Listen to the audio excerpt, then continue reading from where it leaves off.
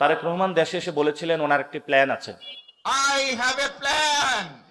ওই প্ল্যানের মধ্যে যাতে কিভাবে বাংলাদেশে চাঁদাবাজি বন্ধ করা যায় ওই প্ল্যানটা যাতে থাকে, ওই প্ল্যানের মধ্যে কিভাবে টেন্ডার সন্ত্রাস বন্ধ করা যায় যাতে ওই প্ল্যানের মধ্যে থাকে।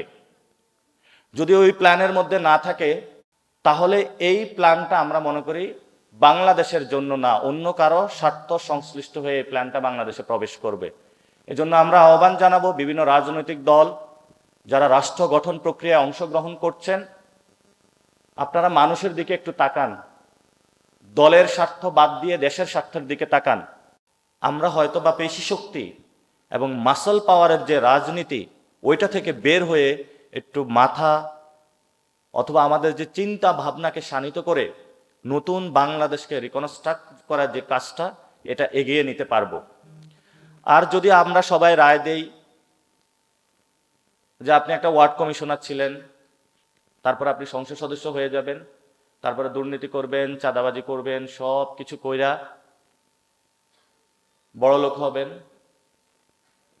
তারপর আপনি পুরো বাংলাদেশে হলো গ্যাংস্টার বাহিনী গড়বেন, তারপরে বলবেন এটাই হলো বাংলাদেশের রাজনীতি।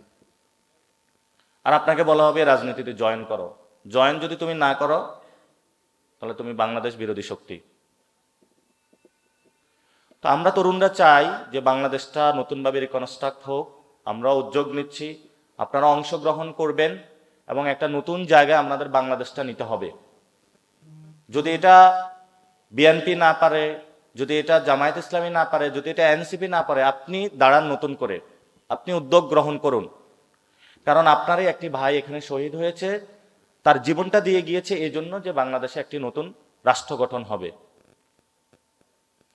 সো আমাদের তরুণ প্রজন্মকে, যেহেতু বাংলাদেশের বড় একটা অংশ তরুণ প্রজন্ম এবং উইমেন, তাদেরকে হলো এই কাজটা এগিয়ে আসতে হবে। এই ইলেকশনে আমাদের অনেক সিনিয়র নেতৃবৃন্দ হলো আমরা যখন রাষ্ট্র গঠনের একটা প্রক্রিয়া যাচ্ছি জয়েন করেছেন।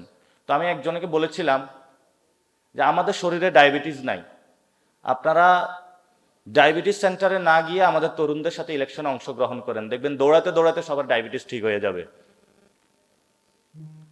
অনেকগুলো আসনে রয়েছে যারা প্রতিনিয়ত মানুষের সামনে গিয়ে বলছে আপনারা না ভোটকে জয়যুক্ত করবেন। মানুষের ন্যূনতম বোধ না থাকলে, লজ্জা শরম না থাকলে এই ধরনের অ্যাক্টিভিটিস গুলো এই গণ অভ্যুত্থানের পরে কাজ চালাতে পারে বাংলাদেশে। আমরা সবাই একসাথে কাজ করতে চাই। জনাব জিয়াউর রহমান বাংলাদেশে রাষ্ট্র গাঠনিক প্রক্রিয়ায় 19 দফা কর্মসূচি দিয়েছিলেন। বেগম খালেদা জিয়া এখানে কাজ করেছিলেন, স্বৈরাচার এরশাদও এখানে হলো লোকাল গভর্নমেন্টের রিকনস্ট্রাকশনে কাজ করেছেন। এই বর্তমান যে সরকার রয়েছে তারাও কাজ করার জন্য প্রচেষ্টা চালিয়ে যাচ্ছেন। তো যেই বাচ্চাগুলা নিরাপদ সড়কে নেমে এসেছিল রাষ্ট্র মেরামতের জন্য ইনসাফের ভিত্তিতে, যে আমাদের ওসমান হাদি ভাই শহীদ হয়েছিল এই ইনসাফের সমাজ বিনির্মাণের জন্য, নতুন করে রাষ্ট্রটা বানানোর জন্য 24-এ এতগুলা মানুষ শহীদ হলো। যদি সত্যিকার অর্থে তাদের জীবনকে আমরা ধারণ করি, তাদের প্রতি শ্রদ্ধা পোষণ থাকে, তাহলে কে কোন দল করলে দলাদলি বাদ দিয়ে আমাদের রাষ্ট্র পুনর্গঠন প্রক্রিয়ায় অংশগ্রহণ জরুরি এবং এই নির্বাচনে গণভোটে হাঁকে জয় করে নিয়ে আসা সবার জরুরি। আমরা যারা তরুণ এবং ছাত্র সমাজ রয়েছি আমরা মাঠে আন্দোলনে নেমেছিলাম, আমরা হলো ডাকাতদেরকে ঠেকিয়েছি, আমরা শেখ হাসিনাকে লাল কার্ড দেখিয়েছি। এখনো আমাদের সামনে বড় একটি চ্যালেঞ্জ এসেছে। এই চ্যালেঞ্জের দায়িত্বভার আমাদের তরুণ প্রজন্ম, ছাত্র ভাই এবং সমাজকে আমাদের সবাইকে নিতে হবে। যদি আমরা নিতে পারি তাহলে হয়তো বা পেশি শক্তি যারা বাংলাদেশকে যে স্বাস্থ্য ব্যবস্থা ঠিক করতে চায় না, তাহলে তার হলো টেন্ডারবাজি বন্ধ হবে। এডুকেশন সেক্টর ঠিক করতে চায় না, তাহলে দলের লোকদেরকে চাকরি দিতে পারবে না। এখানে যারা বিশ্ববিদ্যালয়ের শিক্ষার্থীরা উপস্থিত হয়েছেন, আমি এই বিশ্ববিদ্যালয়ে পড়াশোনা করেছি, এখনো এই বিশ্ববিদ্যালয়ের গ্রান শরীরের প্রত্যেকটি অঙ্গে আছে। এই বিশ্ববিদ্যালয়ের টিএসসি থেকে ডাচ হলপাড়াগুলাতে আমরা তখন শেখ হাসিনা ছাত্রলীগের আমলে পালিয়ে পালিয়ে হলো গাছতলায়, ছোট ছোট বিভিন্ন জায়গায় লুকিয়ে লুকিয়ে রাষ্ট্র নিয়ে আলাপ করতাম। আলহামদুলিল্লাহ আমাদের সুযোগ হয়েছে এই গণ অভ্যুত্থানের পরে। এখন আমরা কিভাবে বাংলাদেশ রাষ্ট্রটা গঠন হবে, ওপেন ফোরামে সবার সামনে আলোচনা করছি, নিজেদের চিন্তাগুলো শানিত করছি, যাতে আমরা একটি নতুন বাংলাদেশ গঠন করতে পারি। আজকের আলোচনার টপিক নির্ধারণ করা হয়েছে রাষ্ট্র পুনর্গঠন এবং গণভোটে হাঁয়ের প্রাসঙ্গিকতা। এই প্রোগ্রামে আজকে উপস্থিত থাকবেন এই গণ অভ্যুত্থানের পরে এই রাষ্ট্রকে রিকনস্ট্রাক্ট করার জন্য যে সংস্কার কমিশন হয়েছে, সে সংস্কার কমিশনের অন্যতম পুরোধা জনাব আলী রিয়াজ স্যার দীর্ঘদিন ধরে লড়াই করে যাচ্ছেন। মুনির হায়দার ভাই রাষ্ট্র নিয়ে আলাপ দিয়ে যাচ্ছেন, এবি পার্টির রাসরিন সুলতানা মিলি আপু, এবং এই ক্যাম্পাস চত্বর থেকে বিভিন্ন জায়গায় আমাদের তরুণদের নতুন একটা স্বপ্ন যিনি দেখিয়েছিলেন মাহফুজ আলম। তো আমি আজকে শুনতে এসেছি, বলার জন্য নয়, তারপর দুই একটা কথা বলি। আমরা বিভিন্ন স্কুল কলেজে পৌরনীতির বইয়ে হলো রাষ্ট্র কি বিষয় সেটা হলো পড়ে থাকি, কিন্তু সেটা ইন্টারমিডিয়েট পর্যন্তই।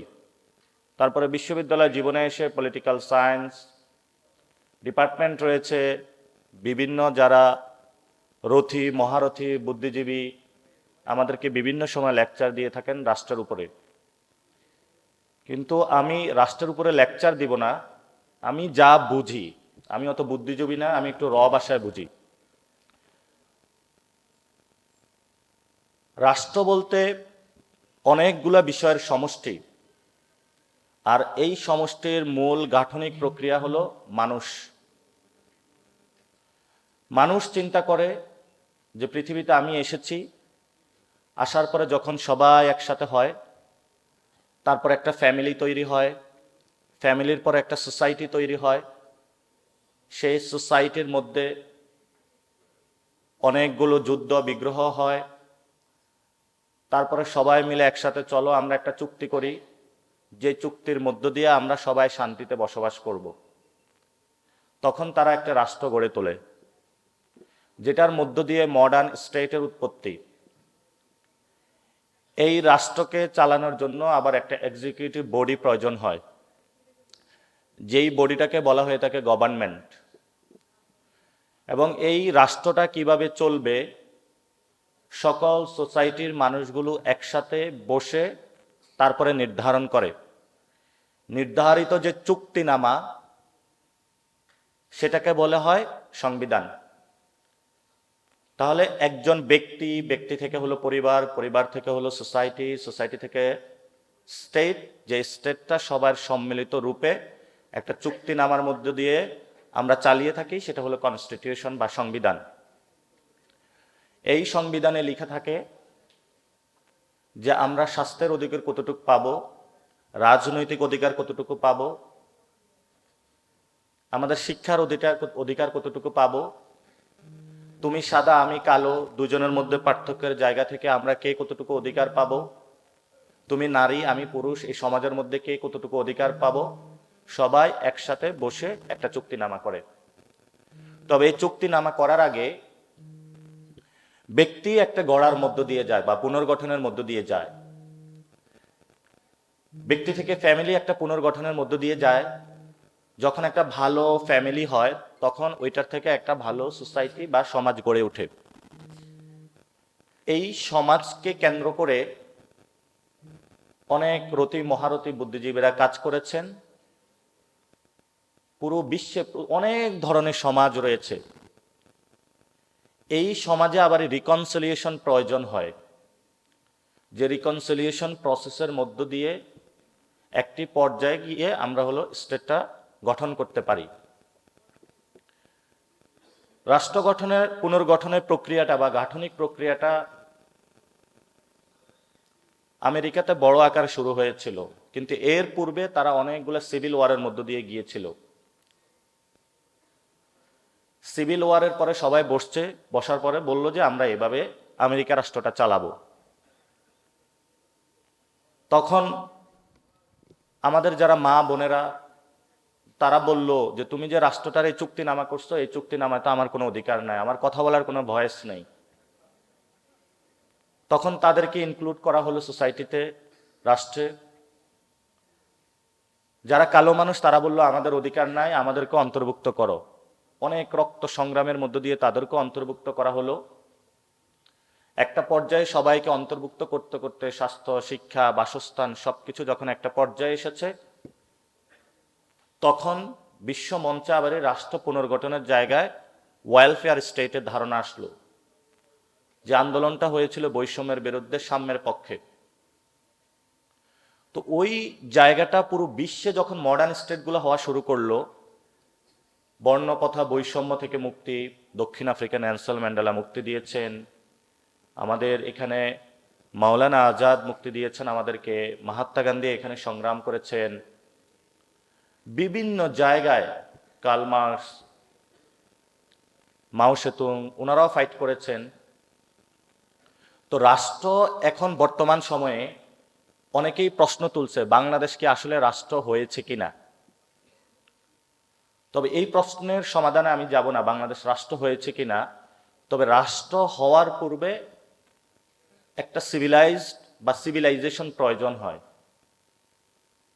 তো মোটা দাগে আমাদের এই এশিয়াতে মঙ্গোলিয়ান সিভিলাইজেশন আছে, চৈনিক সিভিলাইজেশন আছে, পার্সিয়ান সিভিলাইজেশন আছে, বোম্বের যারা মারাঠি সিভিলাইজেশন আছে, পাঞ্জাবি সিভিলাইজেশন আছে, কিন্তু বাঙালি যে সিভিলাইজেশন, সেই সিভিলাইজেশন আর আমরা এখনো পূর্ণতম প্রক্রিয়া এখনো পৌঁছতে পারি নাই। যদি সিভিলাইজেশনের পূর্ণ প্রক্রিয়া আমরা পৌঁছতে না পারি, তাহলে যতবারই স্টেট গঠন হবে সেই স্টেটটা হলো ধসে পড়ে। তাহলে সিভিলাইজেশনের সেই প্রক্রিয়াটা কি? সিভিলাইজেশনের সেই প্রক্রিয়াটা হলো আমরা এমন একটা সমাজে আবদ্ধ হব, আমাদের সংস্কৃতি থাকবে, আমাদের ভাষা থাকবে, আমাদের ধর্ম থাকবে, আমাদের সোসাইটাল কো এক্সিস্টেন্সি থাকবে। আমরা যখন অনেক বিষয়ের সিভিলাইজেশনের মধ্য দিয়ে সমাধান করতে পারবো, যে সমাধানের পদ্ধ দিয়ে আমরা স্টেটের দিকে এগিয়ে যাব। তো এই বাঙালি সিভিলাইজেশনের জন্য কখনো বাংলা ভাষা আন্দোলন হয়েছে, কখনো এখানে স্বাস্থ্যের অধিকার নিয়ে আন্দোলন হয়েছে, কখনো শিক্ষার জন্য। এটা শুধু বাংলাতে না, ভারত উপমহাদেশেই হয়েছিল। বিখ্যাত ব্যক্তি স্যার সৈয়দ আহমদ খান এখানে মুসলমানদের শিক্ষার অধিকারের জন্য লড়াই করেছিলেন। এখানে ব্রিটিশ কলোনিয়ালিজম ছিল, তারপরে পাকিস্তান কলোনিয়ালাইজেশন এসেছিল, এখন আবার আমরা ইন্ডিয়ান কলোনিয়ালাইজেশনের মধ্যে আছি। ফলত যদি বাংলাদেশ রাষ্ট্র হয়, রাষ্ট্ররূপে কল্পনা করা হয় আমাদেরকে, যদি যখন আমরা আউটার সাইডে যাই, বাংলাদেশ রাষ্ট্রের বাহিরে, বাংলাদেশ বলতে তুমি কি বুঝো, যখন আমাদেরকে প্রশ্ন করা হয়, তখন আমরা কোনো উত্তর দিতে পারি না। কারণ একটা রাষ্ট্র গঠন করতে তার প্রথমেই জনগোষ্ঠী গঠনের প্রয়োজন হয়, রাজনৈতিক জনগোষ্ঠী। যে রাজনৈতিক জনগোষ্ঠী গঠনের উপরে ভিত্তিমূলে দাঁড়িয়ে একটি রাষ্ট্রের ভিত্তিমূল আসে। তো এই বঙ্গদেশে বা বঙ্গভূমিতে সিভিলাইজেশনের যে জায়গাটা, সেই জায়গাটা আমরা এখনো কনক্লুশনে পৌঁছতে পারি নাই, আমরা গড়ে তুলতে পারি নাই। যদি এই সিভিলাইজেশন যাত্রায় আমরা শেষ করতে না পারি, বাংলাদেশ রাষ্ট্র বারবার হলো হোঁচট খাবে। আমরা 1971 সালে যে মুক্তিযুদ্ধ হয়েছিল, মুক্তিযুদ্ধের পরে এবং এর আগে একটি ঘোষণাপত্র হয়েছিল যে আমাদের এই রাষ্ট্রের চুক্তিনামা হবে সাম্য, মানবিক মর্যাদা এবং ন্যায় বিচার। এই চুক্তির মাধ্যমে আমরা আগামী বাংলাদেশ চালাবো। কিন্তু এই গঠনিক প্রক্রিয়ায় 71 সালের পরে একদল আইসা বলল যে আমরা এই প্রক্রিয়া চালাবো না। তখনই আমাদের সোসাইটিতে আবার নতুন করে ক্ষোভ, বঞ্চনা সৃষ্টি হলো। তো যখন রাষ্ট্রের প্রতি মানুষের বিশ্বাস আসে, মানুষ বিশ্বাস করে it's my state, it's my society, তখনই কিন্তু রাষ্ট্রের পুনর্গঠনটা হয়ে ওঠে। আমি 90-এর সময়ও একটি আন্দোলন হয়েছিল এখানে, যে আমরা বাংলাদেশ রাষ্ট্রটা নতুনভাবে গড়ে তুলব। সকল পলিটিক্যাল পার্টির মধ্যে চুক্তি হয়েছিল, কিন্তু সেই চুক্তি নামার পরে সবাই আমাদের জনগণের সাথে আবার বিট্রাই করলো। তারপরে গত 15 বছর আমরা রাষ্ট্রের যে গাঠনিক প্রক্রিয়া রয়েছে, রাষ্ট্রের যে ইন্ডিপেন্ডেন্ট যে বডিগুলো থাকার কথা, প্রত্যেকটা বডিকে হলো দোষে দেওয়া হয়েছে। আমি একটা একটা করে আসি।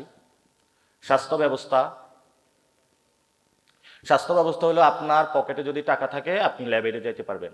কয়েকটা ব্যক্তির, যেখানে মুক্তিযুদ্ধের আমরা একটা চুক্তিনামায় সবাই একসাথে বলেছিলাম, রক্ত দিয়েছিলাম, একটি সাম্যের সোসাইটি আমরা গড়ব।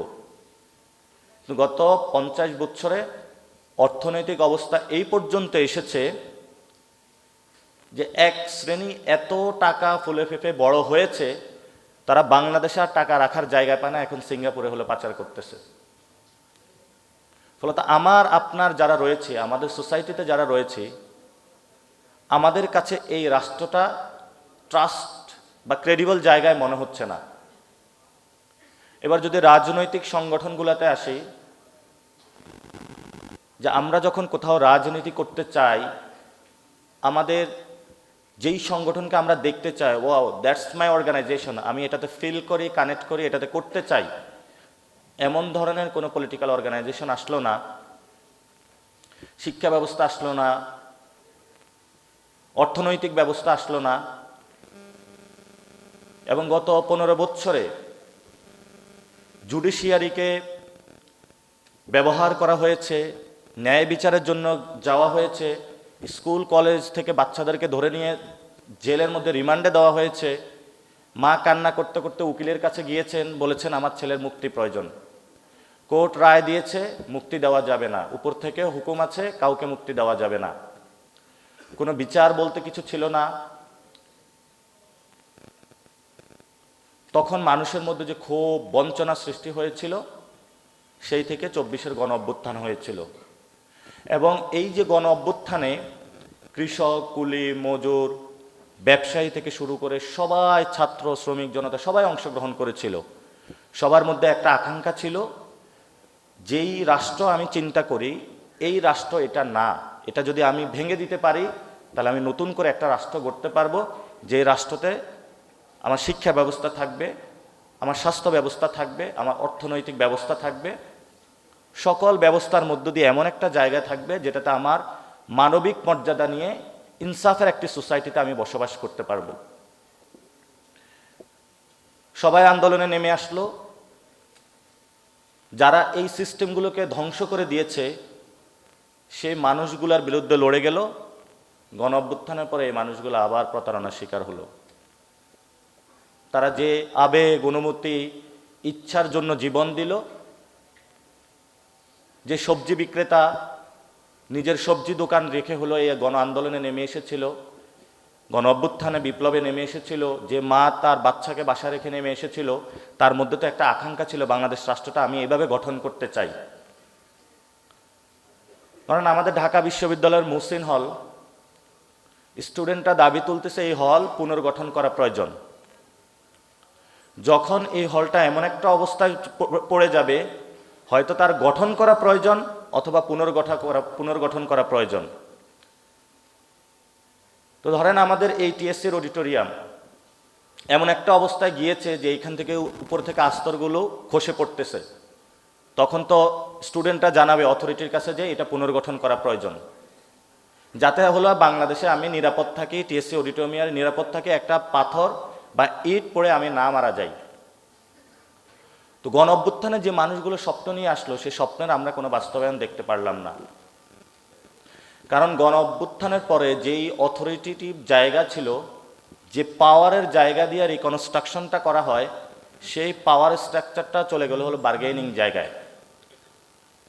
সেই বার্গেনিং জায়গায় যাওয়ার পরে এমন একটা অবস্থায় আমরা পৌঁছলাম যে আমাদের দিন শেষে একটু খাবার দেওয়ার জন্য সংস্কার একটা প্রক্রিয়া আসলো, যেই সংস্কারের মধ্য দিয়ে সাংবিধানের মূল যে কাঠামোগত বিন্যাস, যে পরিবর্তন, যেখানে বড় সমস্যা রয়েছে এটা আমরা পরিবর্তন করব, সে জায়গায় আমরা হাত দিতে পারলাম না। আমরা বলেছিলাম একটি গণপরিষদ প্রয়োজন, যে গণপরিষদের মধ্য দিয়ে বাংলাদেশের যে বেসিক বা মৌলিক সমস্যা, ওই সমস্যাগুলোতে আমাদের নিয়ে গিয়ে আঘাত করে নতুন একটি হলো সংবিধান চুক্তিপত্র আমাদেরকে বানাতে হবে, নতুন একটা গেম প্ল্যান বানাতে হবে, যেই চুক্তিপত্রের মাধ্যমে আমরা ভারতীয় আধিপত্যবাদ থেকে মুক্তি পাব, শিক্ষা, স্বাস্থ্য, বাসস্থানে থেকে যে বৈষম্য রয়েছে সেখান থেকে মুক্তি পাব। যিনি প্রধানমন্ত্রী আছেন সেই প্রধানমন্ত্রী জুডিশিয়ারিকে কন্ট্রোল করবে না, এই প্রধানমন্ত্রী আবার কোনো রাজনৈতিক দলকে কন্ট্রোল করবে না, এবং পুরো প্রশাসনিক যে ক্ষমতা রয়েছে সেটা ডিসেন্ট্রালাইজড করা হবে। কিন্তু আমাদের সে আশা অধরা রয়ে গেল। ঠিক আছে, ভালো কথা, সব রাজনৈতিক দলকে একসাথে করা হলো, সংস্কার কমিশনে সবাই বসলো, বসার পরে ওনাদের মল্লযুদ্ধ এমন একটা অবস্থায় চলে গেল, বর্তমানে যারা সরকারে রয়েছেন তারা বললেন যে ঠিক আছে, এই বলটা আমরা জনগণের কোর্টে ছেড়ে দেই। তখনই আলোচনা আসলো হাঁ ভোট।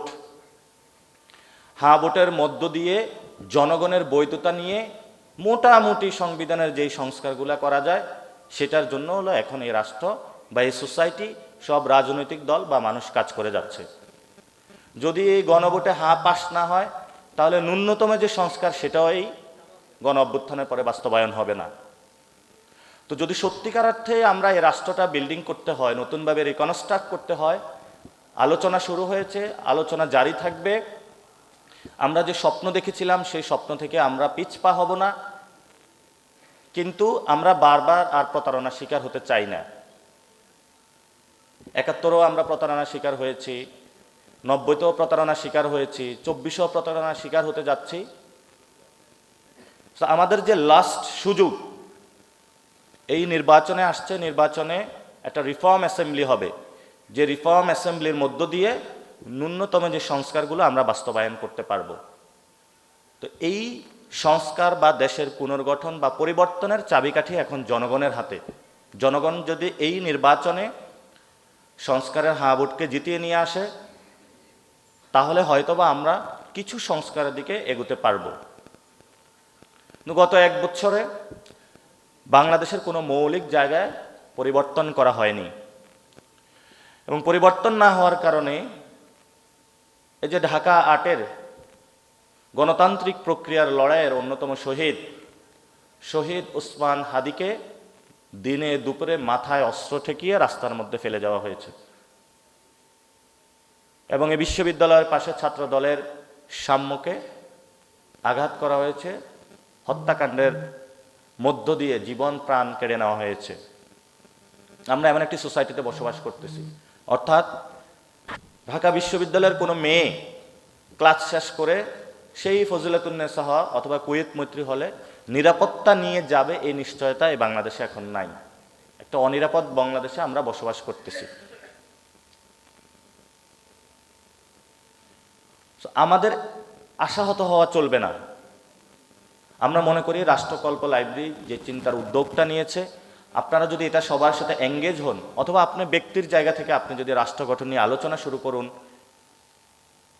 আমরা হয়তো বা পেশি শক্তি এবং মাসল পাওয়ারের যে রাজনীতি ওইটা থেকে বের হয়ে একটু মাথা অথবা আমাদের যে চিন্তা ভাবনাকে শানিত করে নতুন বাংলাদেশকে রিকনস্ট্রাক্ট করার যে কাজটা, এটা এগিয়ে নিতে পারবো। আর যদি আমরা সবাই রায় দেই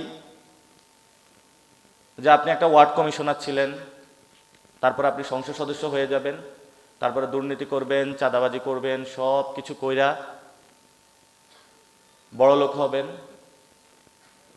তারপর আপনি পুরো বাংলাদেশে হলো গ্যাংস্টার বাহিনী গড়বেন, তারপরে বলবেন এটাই হলো বাংলাদেশের রাজনীতি, আর আপনাকে বলা হবে রাজনীতিতে জয়েন করো। জয়েন যদি তুমি না করো তাহলে তুমি বাংলাদেশ বিরোধী শক্তি। তো আমরা তরুণরা চাই যে বাংলাদেশটা নতুনভাবে রিকনস্ট্রাক্ট হোক, আমরাও উদ্যোগ নিচ্ছি, আপনারা অংশগ্রহণ করবেন, এবং একটা নতুন জায়গায় আমাদের বাংলাদেশটা নিতে হবে।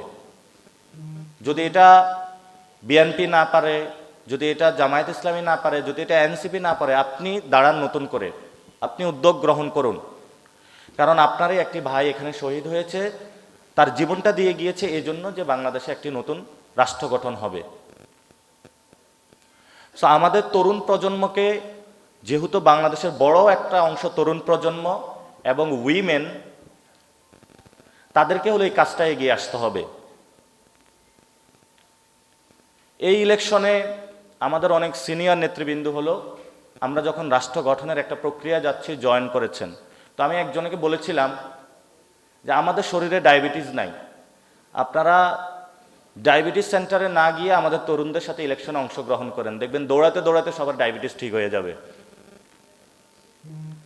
অনেকগুলো আসনে রয়েছে যারা প্রতিনিয়ত মানুষের সামনে গিয়ে বলছে আপনারা না ভোটকে জয়যুক্ত করবেন।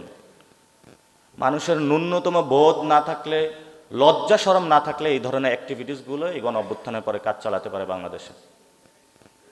আমরা সবাই একসাথে কাজ করতে চাই। জনাব জিয়াউর রহমান বাংলাদেশে রাষ্ট্র গাঠনিক প্রক্রিয়ায় 19 দফা কর্মসূচি দিয়েছিলেন। বেগম খালেদা জিয়া এখানে কাজ করেছিলেন, স্বৈরাচার এরশাদও এখানে হলো লোকাল গভর্নমেন্টের রিকনস্ট্রাকশনে কাজ করেছেন। এই বর্তমান যে সরকার রয়েছে তারাও কাজ করার জন্য প্রচেষ্টা চালিয়ে যাচ্ছেন। তো যেই বাচ্চাগুলা নিরাপদ সড়কে নেমে এসেছিল রাষ্ট্র মেরামতের জন্য, ইনসাফের ভিত্তিতে, যে আমাদের ওসমান হাদি ভাই শহীদ হয়েছিল, এই ইনসাফের সমাজ বিনির্মাণের জন্য, নতুন করে রাষ্ট্রটা বানানোর জন্য 24-এ এতগুলো মানুষ শহীদ হলো। যদি সত্যিকার অর্থে তাদের জীবনকে আমরা ধারণ করি, তাদের প্রতি শ্রদ্ধা পোষণ থাকে, তাহলে কে কোন দল করলে দলাদলি বাদ দিয়ে আমাদের রাষ্ট্র পুনর্গঠন প্রক্রিয়ায় অংশগ্রহণ জরুরি এবং এই নির্বাচনে গণভোটে হাঁকে জয় করে নিয়ে আসা সবার জরুরি। আমরা যারা তরুণ এবং ছাত্র সমাজ রয়েছি আমরা মাঠে আন্দোলনে নেমেছিলাম, আমরা হলো ডাকাতদেরকে ঠেকিয়েছি, আমরা শেখ হাসিনাকে লাল কার্ড দেখিয়েছি। এখনো আমাদের সামনে বড় একটি চ্যালেঞ্জ এসেছে। এই চ্যালেঞ্জের দায়িত্বভার আমাদের তরুণ প্রজন্ম, ছাত্র ভাই এবং সমাজকে আমাদের সবাইকে নিতে হবে। যদি আমরা নিতে পারি তাহলে হয়তো বা পেশি শক্তি যারা বাংলাদেশকে যে স্বাস্থ্য ব্যবস্থা ঠিক করতে চায় না, তাহলে তার হলো টেন্ডারবাজি বন্ধ হবে। এডুকেশন সেক্টর ঠিক করতে চায় না, তাহলে দলের লোকদেরকে চাকরি দিতে পারবে না। বিকারুন্নেসায় হলো কোনো বাচ্চা গার্জিয়ান যদি ফোন ছাড়া তাকে ভর্তি করাইতে পারবে না। যদি অর্থনৈতিক ব্যবস্থা ঠিক হয় তাহলে ব্যাংক পাড়ায় গিয়ে 100 লোক নিয়ে গুন্ডামি করতে পারবে না।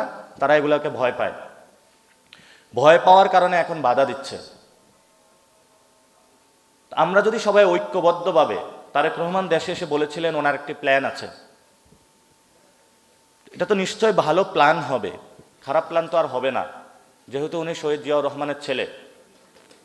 তা আমরা আশা করব ওনার প্ল্যানের মধ্যে আমাদের শহীদ ওসমান হাদি ভাই যে ইনসাফের কথা বলেছিলেন, ভারতীয় আধিপত্যবাদের বিরুদ্ধে কথা বলেছিলেন, সেই প্ল্যানের মধ্যে যাতে এটা অন্তর্ভুক্ত থাকে। ওই প্ল্যানের মধ্যে যাতে কিভাবে বাংলাদেশে চাঁদাবাজি বন্ধ করা যায় ওই প্ল্যানটা যাতে থাকে। ওই প্ল্যানের মধ্যে কিভাবে টেন্ডার সন্ত্রাস বন্ধ করা যায় যাতে ওই প্ল্যানের মধ্যে থাকে। যদি ওই প্ল্যানের মধ্যে না থাকে তাহলে এই প্ল্যানটা আমরা মনে করি বাংলাদেশের জন্য না, অন্য কারো স্বার্থ সংশ্লিষ্ট হয়ে এই প্ল্যানটা বাংলাদেশে প্রবেশ করবে। এজন্য আমরা আহ্বান জানাবো বিভিন্ন রাজনৈতিক দল যারা রাষ্ট্র গঠন প্রক্রিয়ায় অংশগ্রহণ করছেন, আপনারা মানুষের দিকে একটু তাকান, দলের স্বার্থ বাদ দিয়ে দেশের স্বার্থের দিকে তাকান। আমি ঢাকা 8 আসনে 11 দলীয় জোট থেকে সংসদ সদস্য পদপ্রার্থী। আমি সকালবেলায় ফজরে নামাজ পড়ি প্রত্যেকটা মসজিদে হাদিবের যারা ভক্তবৃন্দ তাদের সাথে মুসাফা করতেছি।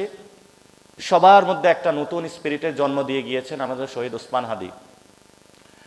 কিন্তু আজকে 32তম দিন ওনার শহীদ হওয়ার এই বর্তমান নির্লজ্জ সরকার শহীদ ওসমান হাদি ভাইয়ের বিচার প্রক্রিয়া নিয়ে কোনো ভিজিবল ক্লিয়ার স্পষ্ট স্টেটমেন্ট জাতির সামনে হাজির করতে পারে নাই। তারা হলো ধরি মাছ না ছুঁই পানি, ওসমান হাদি ভাইয়ের জানাজার অ্যারেঞ্জমেন্ট করে দিয়েছে। অতটুকুই কিভাবে জনগণের ক্ষোভকে শেষ করা যায় এটা হলো তাদের একটা কায়দা কানুন ছিল। আমরা বর্তমান সরকার যারা রয়েছেন, বিভিন্ন গোয়েন্দা সংস্থা থেকে শুরু করে সবাইকে বলবো মেরুদণ্ড আর বিক্রি করবেন না।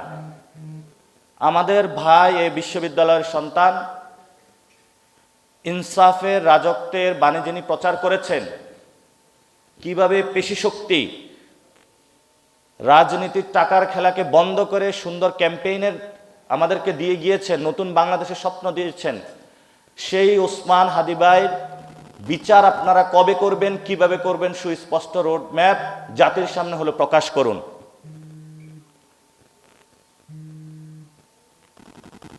যদি না করতে পারেন, এই দায়ভার আপনাদের নিতে হবে। বর্তমান সরকারের বিষয়ে আমরা যথেষ্ট ধৈর্য ধারণ করতেছি। আমি যেহেতু এই আসনে ইলেকশন করছি, আমার প্রথম দায়িত্ব হলো শহীদ ওসমান হাদি ভাইয়ের বিচার নিয়ে পুরো বাংলাদেশে সর্ব জায়গায় যাওয়া। তো আমি সরকারকে আহ্বান জানাবো যে আপনারা শহীদ ওসমান হাদির বিচারিক প্রক্রিয়া দ্রুত শেষ করেন। আপনারা এটা সাগর রুনি হত্যাকাণ্ডের মতন বছরের পর বছর ঝুলাইয়ে রাখার এই যে কয়দা কানুন, আপনারা সেটা থেকে বের হন।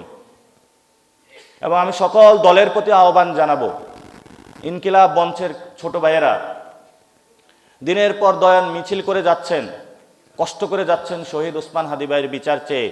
পুরো বাংলাদেশে রব উঠেছে, হাদি হত্যার বিচার চাই, কিন্তু এই ভয়েসগুলো হলো বর্তমান সরকারের কানে পৌঁছেছে না। কেন পৌঁছতেছে না?